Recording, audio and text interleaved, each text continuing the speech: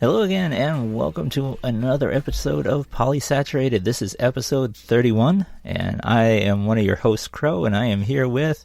Jay. And... Zay. And we're happy you're here. Thanks to all the essential employees, all the people working at grocery stores, all the medical people out there, thank you. Truckers, I know we have a lot of truckers that listen to us, so thank you for doing everything. And if you're out on the road, I saw some video the other day about places not letting truckers walk through a drive-through or some bullshit like that. Quit being a douche. That's all I can say. Yeah. Yeah. Our ongoing theme is don't be an asshole. So or yeah. Don't be a dickbag. Yeah. Or as Mercury said, don't be stupid. Don't be stupid. Yeah. The truckers are the reason why you're actually being able to get the supplies that you're all going out and getting, and the reasons why the medical professionals are having the supplies that they need as well. So interfering with their abilities to be able to get out and get you the supplies is really kind of a dick move. Yeah. So I've spent a lot of time on the road. I could never do the job of a trucker because just wow, I don't like dealing with traffic to begin with, much less giant trucks in traffic. Right. No. So I try to give them as much, respect on the road as I possibly can. So let's show our truckers some respect out there. Absolutely. All right. So speaking of respect, RESPECT. oh, you can spell. Congratulations. If anybody's wondering, Do you want to find out what it means to me? I am giving Jay squinty eyes, but it has no effect on her whatsoever. No, it doesn't. So She is squinty impervious. But the thing is that it works whenever she gives me the squinty eyes. I don't know why that is. Poke badgers with spoons, so I kind of do that. Yeah, he really does. Where's that pickaxe? Do we have one? It's in the shed. Yeah. He might have worn out his shovel at this point and need to dig himself a little deeper. So this episode, who wants to... Well, last episode we were kind of crazy, and we did a What? little... Yeah, we got a little crazy. We had a special guest here. I don't remember. Yeah. So thank you, Jeebus. I do. And we mentioned, hey, wouldn't it be great if we did an episode... We mentioned BPD and narcissism and stuff like that, but we figured we can focus on a little more of a... And we talked about it before about doing an episode on abuse, because you would think that, having more people in a relationship, you can see the abuse and all this stuff, which is accurate. People will point out abuse that happens. Yeah. However... doesn't mean it's easy to get out of or make it easier to get out of. So many times abusive relationships are more like stuff that we identify in hindsight. Like, those were some fucked up years. Like, what the fuck was I thinking? And it's one of those things where you can even think that you're happy while you're going through those horrible times because you don't have a basis of comparison, or because you don't think that you deserve any better, or any number of a dozen things. And it depends on how the aggressor in the relationship has got you. But also at the same time, people that grew up in abusive households and don't know any better, I hate to say that, that's kind of a cliche thing as knowing any better, like going from childhood abuse to going into a relationship later on in life, you at some point have realized that maybe you grew up in an abusive situation. So get help. Don't continue the cycle of abuse. That's just don't. And I kind of throwing this out there as a not a joke, not quite a joke. Listening to all these true crime podcasts, one thing I've noticed that they say that they always get diagnosed with is BPD and narcissism, or one or the other, or both. That doesn't necessarily mean you are going to be on a true crime podcast. It just means that a lot of people that tend to be on true crime podcasts tend to have that. And I just found some weird correlation to that. Having been through a couple relationships with narcissists and, hindsight, people with BPD, those relationships are not quite easy. And that doesn't mean that it's impossible. It doesn't mean that you're unlovable if you do suffer from those things. There's ways to get help, ways to deal with the abuse. And I think in this episode, we're going to talk about just different types of abuse. Yep.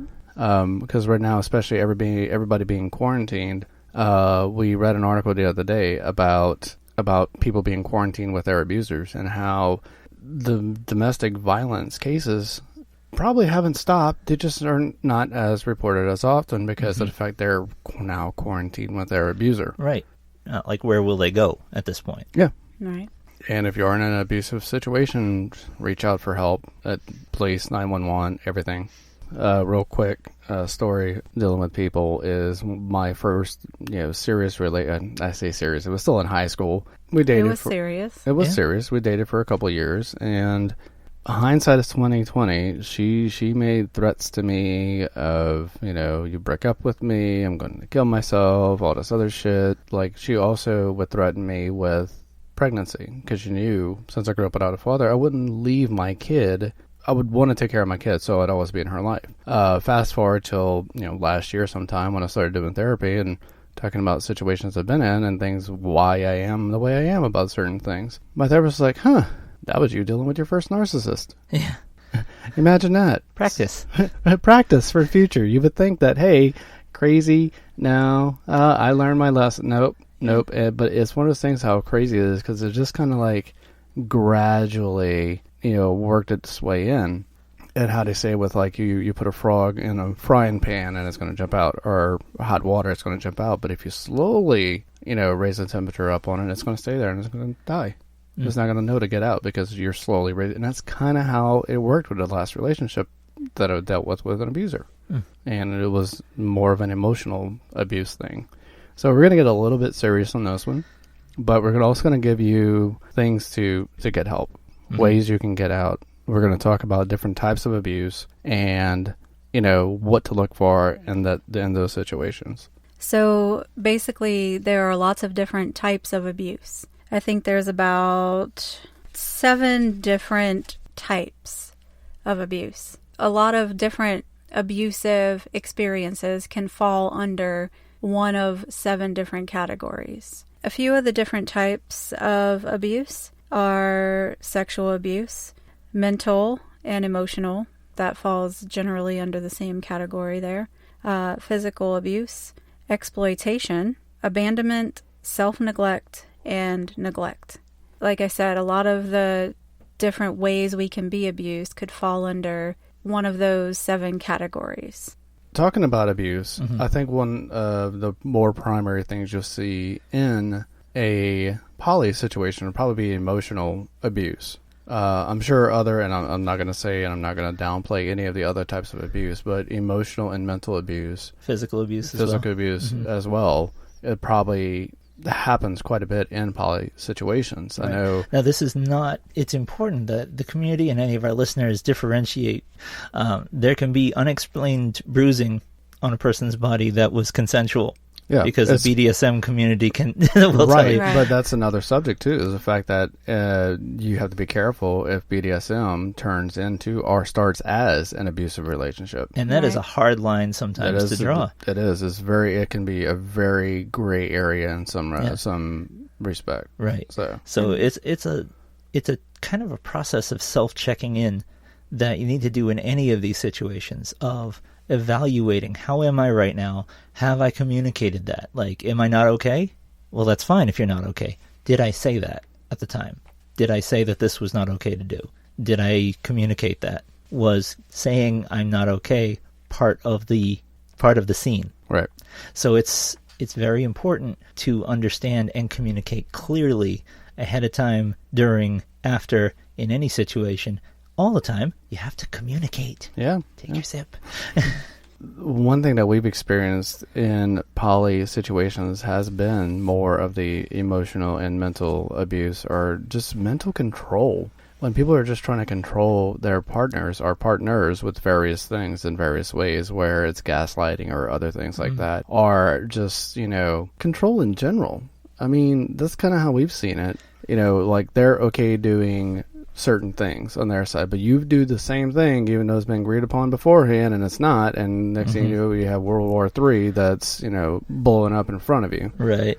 Attempts to frighten, control, isolate the victim. Yeah. Things like that. If you notice that you hear all the time, I think it was a comedian, Christopher Titus. Oh, Titus, yeah. He did a little bit where his previous, I guess his actual wife is one of his first wives. I don't know how many times the man's been married, but Or anyway. how many wives he has. Well, they all kind of blur. He could be poly. We don't know. Anyway, he said that he would have a great time with people, and then they would go home, and then his wife would sit there and kind of just, they said something to me. I don't really want them over here anymore. Right. Isolation. And, your dad, he was kind of a jerk to me. I don't really want him over here anymore. And, these people over here, they did this thing. I don't really want them over here anymore. And it's that thing of one by one. If you notice your friends list is disappearing one by one, then you've got a serious problem. Right. Isolation is, I've seen it quite often. And it could be one of a few things. Isolation is like, hey, look, brand new relationship, cool. NRE is active and flying and all this other stuff, and you want to spend more time with your newfound love and blah, blah, blah. That's fine. But when they start disappearing, not returning phone calls, text messages, just messages in general, or they just disappear altogether. We've seen that happen before. Oh, yeah. And where the point is like, not only have we seen it, we've seen like really close friends experience it to a point of where they were not allowed any outside communication with their spouse or partners not there. Right. That's pretty bad isolation there. So that's one thing you need to be aware of. And, that's, again, going back to controlling somebody. There's an interesting thing in semi-abusive relationships that I think gets missed, and that would be name-calling. Which it's odd because when you're in a loving relationship, a lot of times there'll be kind of pet names, cutesy names, or whatever else. I think the key on it is permission. Yeah.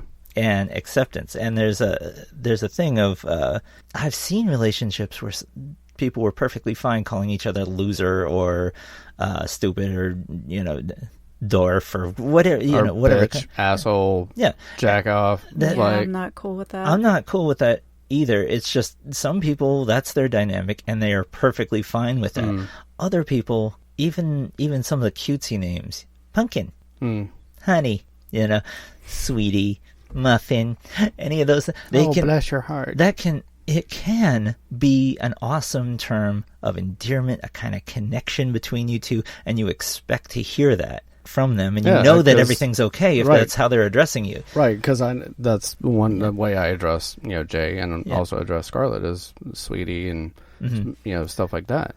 The sentence started with pumpkin, so I know everything's going to be okay, and that's great if it is. If you've already said that you don't like it, or they use the name because it makes you cringe, that's when it's different. That's when you know something's wrong. If our youngest daughter was growing up, Jay had this little thing she would tell her. It's like, how does it feel in your gut?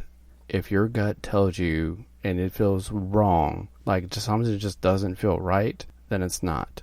Do something else. If it feels heavy. And you can really gauge anything by that. You just tune into your belly kind of area, and if it feels heavy, then it's either not the truth or something that you should be steering away from.